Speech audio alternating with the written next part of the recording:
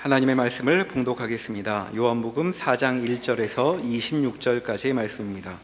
신약성경 146면에 있습니다. 요한복음 4장 1절에서 26절까지의 말씀입니다. 예수께서 제자를 삼고 세례를 베푸시는 것이 요한보다 많다 하는 말을 바리새인들이 들은 줄을 주께서 아신지라. 예수께서 친히 세례를 베푸신 것이 아니요 제자들이 베푼 것이라. 유대를 떠나사 다시 갈릴리로 가실새 사마리아를 통과하여야 하겠는지라. 사마리아에 있는 수가라 하는 동네에 이르시니 야곱이 그 아들 요셉에게 준 땅이 가깝고 거기 또 야곱의 우물이 있더라. 예수께서 길 가시다가 피곤하여 우물 곁에 그대로 앉으시니 때가 6시쯤 되었더라. 사마리아 여자 한 사람이 물을 기르러 왔음에 예수께서 물을 좀 달라 하시니 이는 제자들이 먹을 것을 사러 그 동네에 들어갔음이로라. 사마리아 여자가 이르되 당신은 유대인으로서 어찌하여 사마리아 여자인 나에게 물을 달라 하나이까 하니 이는 유대인이 사마리아인과 상종하지 아니함이로라. 예수께서 대답하여 이르시되 내가 만일 하나님의 선물과 또 내게 물 좀 달라 하는 이가 누구인 줄 알았더라면 내가 그에게 구하였을 것이요 그가 생수를 내게 주었으리라. 여자가 이르되 주여 물 기를 그릇도 없고 이 우물은 깊은데 어디서 당신이 그 생수를 얻겠사옵나이까. 우리 조상 야곱이 이 우물을 우리에게 주셨고 또 여기서 자기와 자기 아들들과 짐승이 다 마셨는데 당신이 야곱보다 더 크니이까. 예수께서 대답하여 이르시되 이 물을 마시는 자마다 다시 목마르려니와 내가 주는 물을 마시는 자는 영원히 목마르지 아니하리니 내가 주는 물은 그 속에서 영생하도록 솟아나는 샘물이 되리라. 여자가 이르되 주여 그런 물을 내게 주사 목마르지도 않고 또 여기 물 기르러 오지도 않게 하옵소서. 이르시되 가서 내 남편을 불러오라. 여자가 대답하여 이르되 나는 남편이 없나이다. 예수께서 이르시되 내가 남편이 없다 하는 말이 옳도다. 너에게 남편 5이 있었고 지금 있는 자도 내 남편이 아니니 내 말이 참되도다. 여자가 이르되 주여 내가 보니 선지자로소이다. 우리 조상들은 이 산에서 예배하였는데 당신들의 말은 예배할 곳이 예루살렘에 있다 하더이다. 예수께서 이르시되 여자여 내 말을 믿으라. 이 산에서도 말고 예루살렘에서도 말고 너희가 아버지께 예배할 때가 이르리라. 너희는 알지 못하는 것을 예배하고 우리는 아는 것을 예배하노니 이는 구원이 유대인에게서 남이라. 아버지께 참되게 예배하는 자들은 영과 진리로 예배할 때가 오나니 곧 이때라. 아버지께서는 자기에게 이렇게 예배하는 자들을 찾으시느니라. 하나님은 영이시니 예배하는 자가 영과 진리로 예배할지니라. 여자가 이르되 메시아 곧 그리스도라 하는 이가 오실 줄을 내가 아노니 그가 오시면 모든 것을 우리에게 알려주시리이다. 예수께서 이르시되 내게 말하는 내가 그라 하시니라. 아멘. 예수님께서 유대 땅에서 갈릴리로 돌아가시는 길에 사마리아를 지나게 됩니다. 예루살렘이 있는 유대 땅은 남쪽이고 갈릴리는 북쪽 지방이고 그 가운데 우리나라로 치면 황해도나 강원도 같이 가운데 지방이 사마리아인데 그 지방은 여로보암 때부터 북왕국 이스라엘로 분리되어 나라를 세우고 살다가 기원전 722년에 아수르에 의해서 멸망합니다. 사마리아는 특히 그 북왕국의 수도가 있는 우리로 얘기하면 경기 지방을 의미하는데 아수르가 이스라엘을 멸망시키고 그 유대인들이 가지는 이스라엘이라는 이름이 가지는 민족적 우월성이 너무 강해서 다른 나라 사람들과 이렇게 함께 살게 해서 혼혈을 만들어 버립니다. 그래서 남왕조 유다에서는 북왕조가 있었고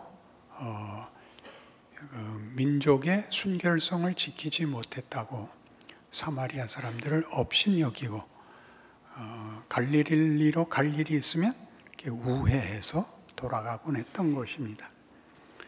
예수님은 이제 여행길에 지치셔서 이 우물가에 앉게 됩니다.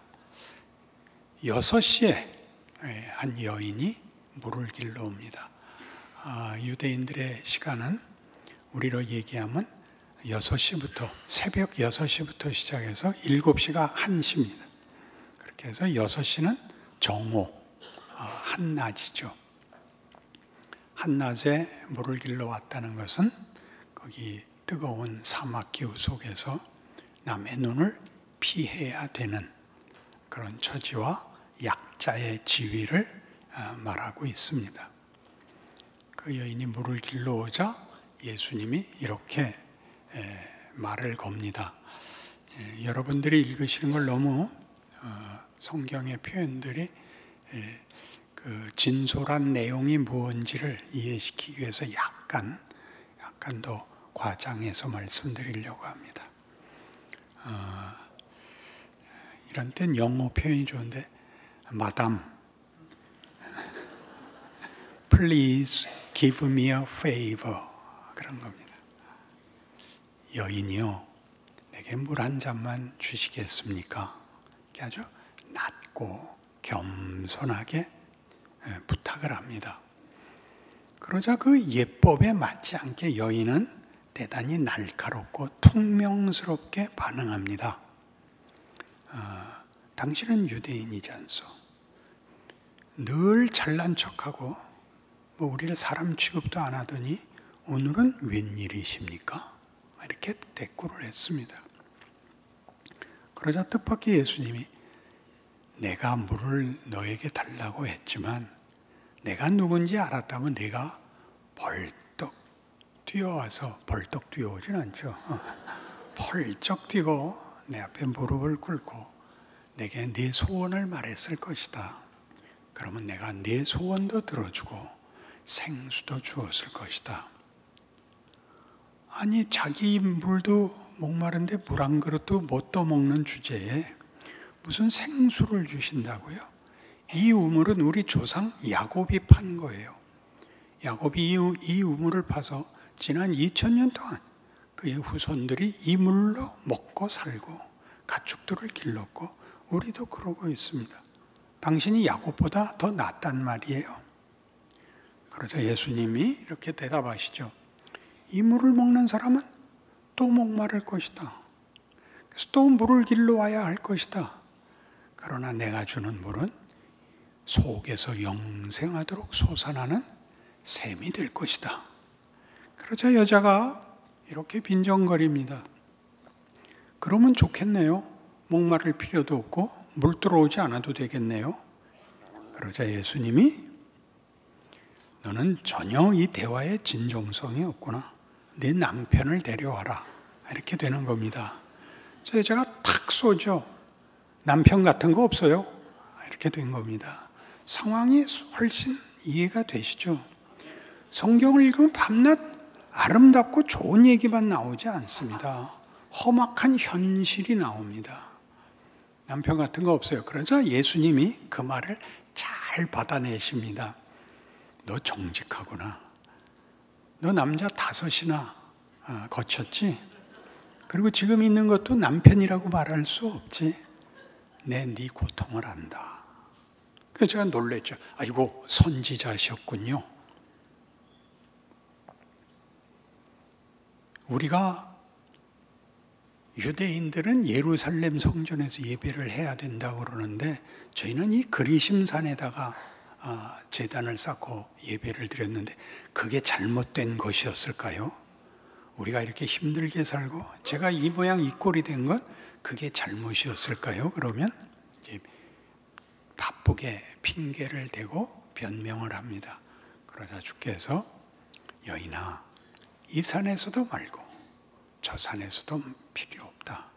하나님은 간절한 마음, 진실된 마음을 원하신단다. 이제 그 때가 왔느니라. 메시아가 오면 모든 일이 해결되고 구원이 온다는 것은 저도 알고 있고 기다리고 있습니다. 그래서 예수님이 내가 그 메시아니라. 그리고 본문이 뚝 끊어집니다. 그러니까 우리가 읽을 때 여기 여인이 예수님 보고 주여라고 얘기하는 건 당시에는 그냥 경칭에 불과한 것입니다. 원래는 이 신앙적 차원에서 하나님께만 붙이는 호칭이지만 지금 이 여인은 이 말을 예의나 신앙적인 실력을 가지고 예수께 붙인 것은 아니었고 자신의 인생의 고달픔을 이 대화 속에 고스란히 드러내고 있습니다. 제가 이것이 이렇게 제가 번역한 식으로 설명할 수 있는 근거는 뒤에 39장에 가시면 39절 39장에 갈 뻔했죠. 여러분 제 나이 돼 보세요. 39절 여자의 말이 내가 행한 모든 것을 그가 내게 말하였다 증언하므로 그 동네 중에 많은 사마리아인이 예수를 믿는지라. 그러니까 이대로 읽으면 내가 감추고 아무도 모를 비밀을 다 알더라고요. 글쎄. 그래서 다 믿었다가 됩니다. 그렇게는 신앙이 그렇게 출발하거나 그렇게 문을 열지는 않습니다. 그걸 새겨볼 필요가 있죠. 내가 행한 모든 일을 나에게 말한 분을 만났다. 비밀을 다 들켰다. 그럼 뭐 완전히 이제 점쟁이죠. 그죠? 쪽집게 무당쯤 될 거죠.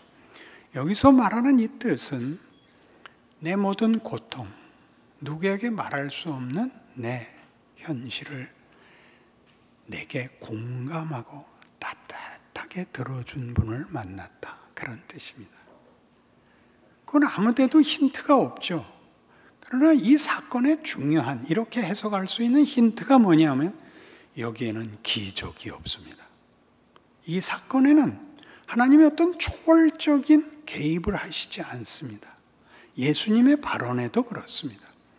초월적인 것은 우리에게 놀라운 종교적 확신과 증거를 주는 면도 있지만 그것은 많은 경우에 일종의 권력이 되고 폭력이 되고도 합니다. 이렇게 큰 일을 할 수 있는 나한테 저항하지 마라, 외면하지 마라라는 것으로 보이지요. 예수님은 이 사건에서는 처음부터 끝까지 한 번도 그런 이적, 앞에서 봤던 포도주를 만드시거나 뒤에 38년 된 병자를 고치거나 눈먼 자를 고치거나 오병이어의 기적이 있거나가 여기는 하나도 없이 단순하고 밋밋한 대화 속의 결론은 뭐라 그랬다고요? 내가 행한 모든 것을 그가 내게 말하였다. 내 편을 드는 사람이 있더라. 내 처지를 알아주는 사람들이 있더라. 그래서 이 사람들이 어떻게 됐어요? 40절에 사마리아인들이 예수께 와서 자기들과 함께 유하시기를 청하니 거기서 이틀을 유하심에 예수의 말씀으로 말미암아 믿는 자가 더욱 많아 그 여자에게 말하되 이제 우리가 믿는 것은 내 말로 인함이 아니니 이는 우리가 친히 듣고 그가 참으로 세상의 구주신 줄 알미라 하였더라. 이 말을 우리가 이해하는 대로 읽으면 제자들보다도 난관해요. 그렇죠? 늘 따라다니면서 수없는 기적을 본 제자들도 십자가를 견디지 못했는데 지금 이 대화 하루에 잠깐 일어난 대화 하나로 마을 사람들이 와서 그를 초청하고 이틀을 그들과 유한 것을 보고 그들이 믿었다라는 표현은 굉장하죠. 그러니까 이제 우리가 생각을 해야 되죠. 여기서 우리는 예수님이 십자가를 지셔야만 해결되는 그런 구원이 필요한 존재들입니다. 그 예수님이 우리를 구원하러 오셨습니다. 그러나 십자가를 지고 부활하셔서 다니면서 전도를 하신 것이 아니라 십자가를 피할 수 없는 시간과 경우를 겪고 겪어야 십자가를 지십니다. 그러니까 이때는 몰라볼 때입니다. 이때는 몰라볼 때라서 여러분 그 요한복음 7장 37절 여기서 했던 말씀이 여기 반복돼 나오는데 7장 37절 명절 끝날 곧 큰 날에 예수께서 서서 외쳐 이르시되 누구든지 목마르거든 내게로 와서 마시라. 나를 믿는 자는 성경의 이름과 같이 그 배에서 생수의 강이 흘러나오리라 하시니 이는 그를 믿는 자들이 받을 성령을 가리켜 말씀하신 것이라. 예수께서 아직 영광을 받지 않으셨으므로 성령이 아직 그들에게 계시지 아니하시더라.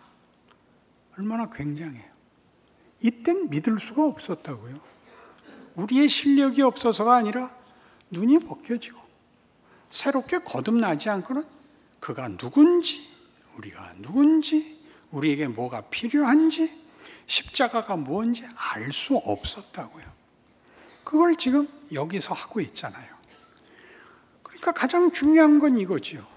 예수님은 도대체 십자가 이전의 행사는 아무 효과가 없는 그 인생을 왜 사셨는가 하는 것입니다. 우리는 예수 그러면 십자가부터 생각하지, 그가 태어나시고 30년을 사시고 마지막 3년 반을 이제 공생애를 사셨다는 걸 압니다. 이 33년에 걸친 생애, 우리가 모두 말하는 성육신은 뭘 하는 것이었나?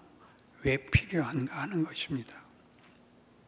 예수님은 십자가를 지기 전에, 우리에게 구원을 베풀기 전에 구원을 베푸시고 행하시는 하나님이 우리를 누구라고 생각하는가를 보이십니다. 마지막 만찬에서 제자들이 싸우죠. 이제 예수님이 초월적 힘으로 승리하실 줄로 알고 예루살렘에 입성해 있습니다. 마지막 만찬을 나누는데 예수님은 죽겠다고 얘기하시고 제자들은 예수님이 이 혁명을 성공했을 때 누가 양옆에 앉는가 관심을 갖고 다투었습니다. 예수님이 이렇게 얘기했죠. 세상에서는 섬김을 받는 자가 앉아 있고 섬기는 자가 섬김을 받는 자에게 수종을 들어야 하지만 내 나라는 섬김을 받아야 할 자가 섬기는 나라니라. 그렇게 했습니다.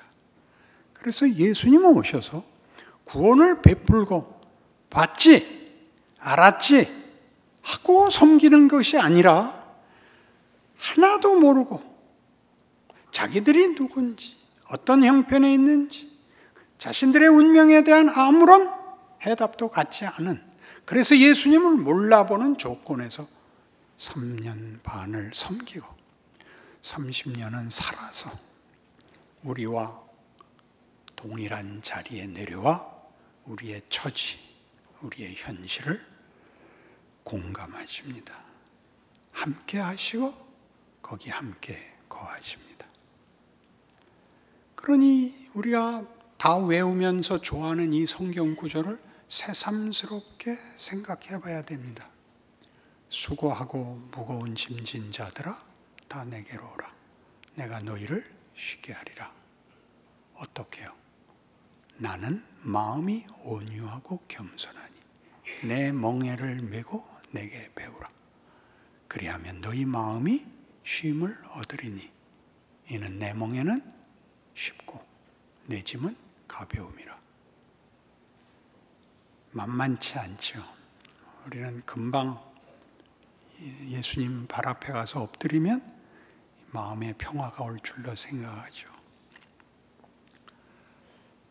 여러 해 전에 멜 깁슨이라는 유명한 배우가 패션이라는 영화를 만들었습니다. 예수님의 마지막 처형 장면을, 그 고통과 그 수욕을 아주 정밀하게 집중적으로 조명하여 그려낸 영화입니다. 저는 약간 반대하려고 이해를 듭니다. 그 로마인들이 썼던 채찍의 중간 부분에는 그 짐승의 뼈 조각을 넣고 끝에는 납을 달아서 이렇게 채찍질을 하면 몸에 휙 감긴 걸 확 잡아다녀서 채찍질이 아픈 것보다 잡아다닐 때 살점이 묻어나가는 것이 고통스러운 것입니다. 그 채찍질도 가시관도 피 흘리심도 십자가로 지어가다 넘어지는 것도 우리 다 알고 우리 다 슬퍼하고 그 장면을 처절하게 여깁니다. 성경이 하고 싶은 얘기는 뭐냐면 십자가를 지는 일에 십자가를 그냥 십자가에 매달리면 끝나는 것이 아니라 이 길을 걸어서 십자가에 매달려야 되는 겁니다. 그러니까 우리를 구하기 위하여 여러 장애들, 우리가 신에 대하여 가지는 무지, 왜곡, 분노, 그래서 우리가 하는 모든 말이 안 되는 배악 행위들, 배신과 악한 짓들을 이렇게 넘어서 여길 못 넘어오면 여길 못 오신다고 예수님은 우리에게 선언하시는 겁니다. 내 멍에를 메고 내게 배우라. 이걸 넘어서 십자가를 지는 겁니다. 그 앞이 없으면 이 결론은 없는 것입니다. 왜 이것이 필요하냐 하면 그가 매맞는 것을 우리가 슬퍼하면 우리는 십자가까지 필요 없다는 자기 기만이 됩니다. 나는 그때 이미 울었다. 나는 그때 이미 예수를 알았고 내가 누군지 알았다. 나라면 채찍질하지 않는다. 그렇게 생각하죠.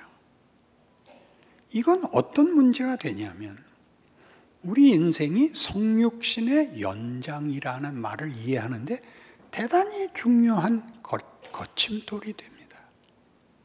하나님이 여러분을 어디에 보이느냐 하면 섬기라고 이 세상에 남겨놓습니다. 근데 그 섬김은 좀 전에도 얘기한 것 같이 이걸 지나가야만 섬길 수 있습니다. 못 알아먹는 것들, 말이 안 되는 것들, 쳐다보기도 싫은 것들을 넘지 않고는 섬김은 성립이 되지를 않습니다. 아유, 거기까지 하라고요? 그런 문제가 아니라 현실이 이런 장애들로 늘 오죠. 쳐다보기 싫고 말 걸기 싫고를 여러분이 외면하고 도망다녀서 십자가 밑에서 흑흑거리고 있는 이상 여러분은 전혀 섬기는 자리까지도 갈 수가 없는 겁니다. 가야 뭘 하죠? 여러분의 하루가 억울하죠. 늘 하루를 원망하다가 아무것도 못하죠. 지금 성경이 하는 얘기입니다. 예수는 사마리아 여인 하나 만나서 남자들을 6이나 지나왔다는 건 꼭 달진 여자였을까요? 아니면 모두가 내버린 정말 하찮은 여자였을까요? 둘 다 있었겠죠? 여러분들도 둘 중에 하나겠죠? 가만히 있는 거 보니까 합쳐졌나 보죠? 우리 인생이 얼마나 고달프면 한 정오에 물을 길러가야 되고 아무도 만나기 싫은 그 처지에 예수를 만나는 겁니다. 예수가 거길 찾아오는 거죠. 거기서 예수님이 모두가 이분이 메시아일 것이다라고 기대한 항복한 사건인 것입니다. 그렇다. 메시아라면, 구원자라면 무슨 큰 능력, 큰 결론이 아니라 우리를 먼저 항복시켜야 맞다. 내 처지를 이해해 줘야 맞다. 이게 성육신입니다. 예수님이 그 고단한 세월을 사십니다. 우리 앞으로 많이 보겠지만 여러 기적을 일으키셨지만 그 기적은 예수님이 정작 하시려는 일 결과와는 무관합니다. 하나의 표적이 될 수는 있지만 그것으로 당신의 짐을 덜지 못합니다. 우리의 마음을 사지도 못합니다. 우리는 계속 오해합니다.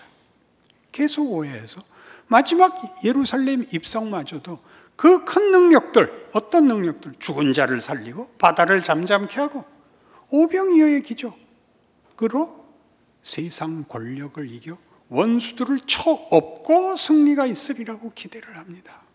그렇게 안 하십니다. 아버지여 저들을 사하소서. 저들은 자기가 하는 일을 알지 못하나이다.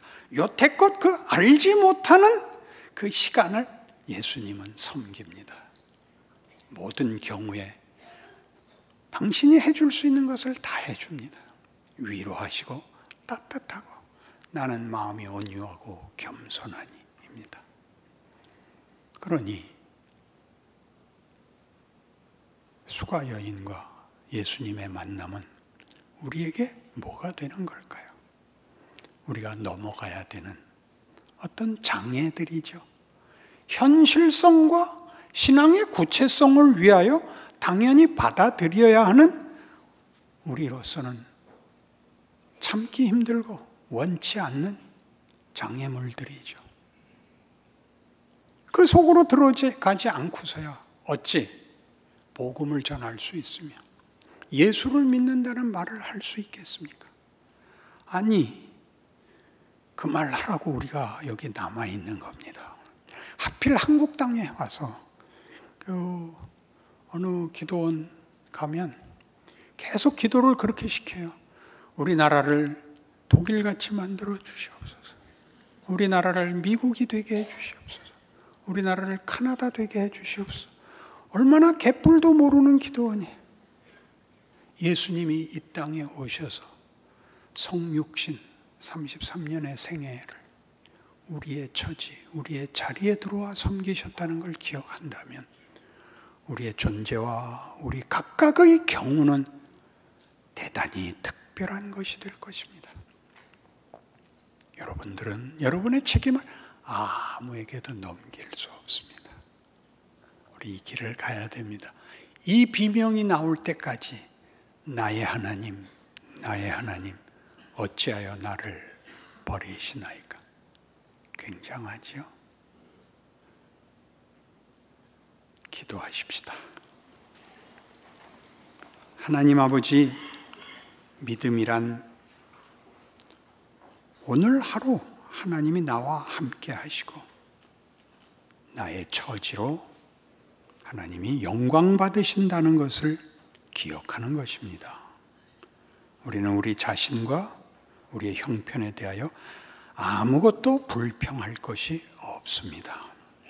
하나님은 우리에게 충분하십니다. 예수를 주셨고 십자가를 세우셨습니다. 부활의 승리를 이루려면 이 길을 걸어야 합니다. 그것은 하나님께서 영광으로 삼으신 길이고 하나님께서 모든 능력을 동원하신 행사입니다. 그 귀한 인생을 사는 우리 되게 하여 주시옵소서. 예수님 이름으로 기도합니다.